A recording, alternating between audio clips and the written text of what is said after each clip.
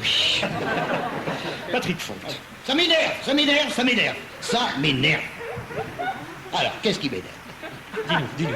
Mais il y a un truc que je comprends pas. Il y a 12 pages, j'ai vu. Oui, mais... Et il a pas tout mis.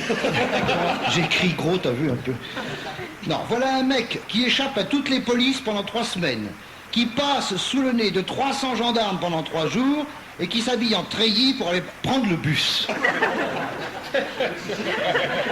Vraiment, je comprends pas. Probablement pour aller faire renouveler son passeport à la préfecture. On rigole, mais quand même, quelle histoire lamentable depuis 1 mois. Qui plonge depuis 1 mois tout le monde dans la consternation, sauf bien sûr, ça a été dit tout à l'heure, la maison de but à gaz. Ça alors là, tu parles d'une pub toutes les 3 minutes à France Info. Hein? Football, but à gaz, football, but à gaz, voilà, tennis, but à gaz, voilà, tennis, football, où je pète. Ils ont joué à où je pète cette semaine-là. Bon, non, c'est faux ce que j'ai... attends, page... Ah oui, non, c'est faux ce que je dis, page 2. C'est Jacques Ramat qui vient de te la piquer. C'est faux ce que je dis, il m'a piqué une page. Non, c'est faux pour but à gaz. Je suis sûr que la maison but à gaz aurait souhaité une autre publicité. C'est une contre-pub parce que, c'est vrai, essayez d'entrer dans une quincaillerie pour demander une bouteille de but à gaz d'un air détaché. Bonjour, je voudrais une bouteille de... C'est comme ça, c'est pour chauffer... pour ma cocotte, non, pour le café, c'est du gaz, mon bouteille, oui. Oui, mais quelle marque? Je m'en fous, Harpic, je sais pas, Martini. Je prends le métro avec, je prends pas le métro, enfin. J'ai les moyens. Et en plus, pour peu que vous ayez besoin de 2 kilos de clous, vous finissez la journée au Quai d'Orsay, hein. Non, mais c'était pour clouer, c'est ça, c'est pour clouer. Mais bon, comme dit Jean-Paul II, faut paniquer. Il manque un mot, là. Il me manque un mot. Faut pas paniquer. Oui, faut pas, oui, c'est faux. Bon, faut paniquer, mais comme l'a dit Alain Juppé avant-hier, nous devons rester sur nos gardes. Moi, j'ai pas attendu l'injonction de Juju. Depuis que Chirac est au pouvoir, je suis sur mes gardes.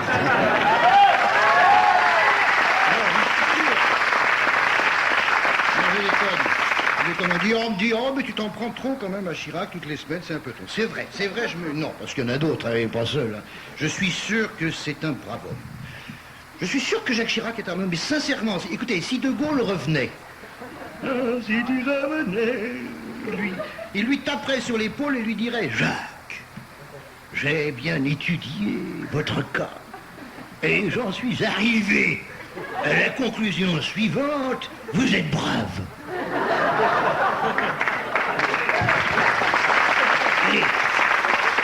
Allez, voilà un jeu de cartes, on va jouer à la bataille.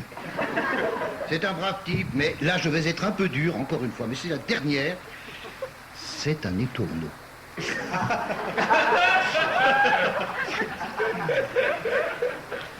Approchez-vous de vos transistors. Je me demande si avant de prendre une décision, il n'oscille pas entre 0,8 et 1,5 kg. On ne le voit jamais au volant.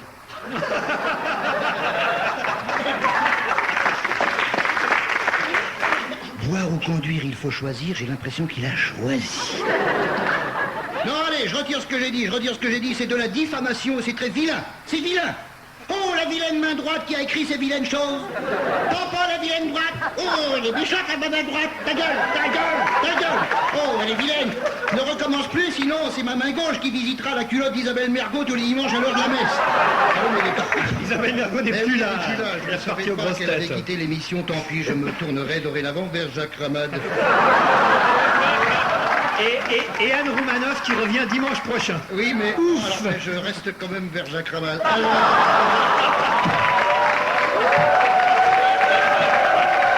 La pauvre Anne qui doit écouter aujourd'hui, elle va pas revenir. Non. Anne, si tu Concernant m'entends. Roumanoff, je retire ce que j'ai mis. Ça commence bien. Mais pardonnez-moi, je m'écarte du vagin. Du sujet. Enfin, Patrick.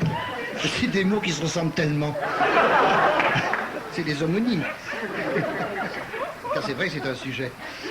Allez. Regardez le François d'hier avec un titre énorme à la une. Abattu.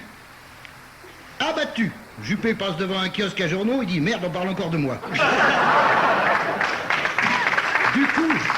Du coup, et là Laurent, tu vas rire.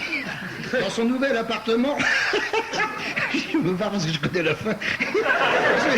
Il va faire tirer le parquet. Le parquet. C'est pas vraiment rire, ça. Moi, je trouve ça drôle, c'est amusant. Mais il y a de quoi être abattu quand on a un ministre de l'économie et des finances, pardon, un ministre de nos économies et de leurs finances, Jean Arthuis, qui propose à tous les Français de payer des impôts. Voilà que c'est l'une des nouvelles.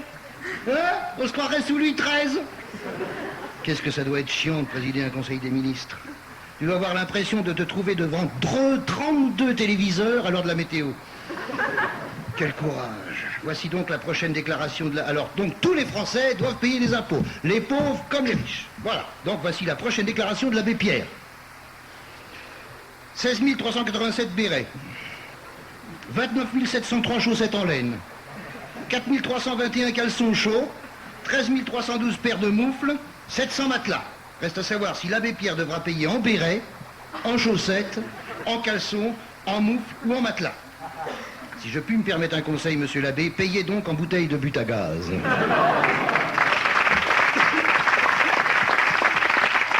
Et envoyez tout ça à l'Élysée. Ce serait marrant de voir Chirac avec des clous partout, non? L'hiver arrive, il pourra affronter le verglas. C'est normal pour un pneu. Non, je déconne. Pour que Chirac soit un pneu, il faudrait que sa chambre soit gonflée.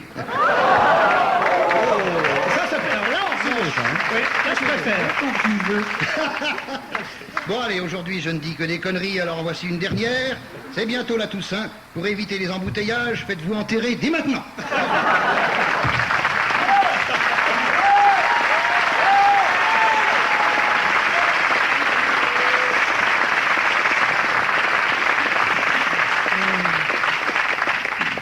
Et tous tes énervements de la semaine, ça va, il n'y a rien d'autre, Patrick. Pour la semaine? Oui. Oh, bah, c'est suffisant. Bon.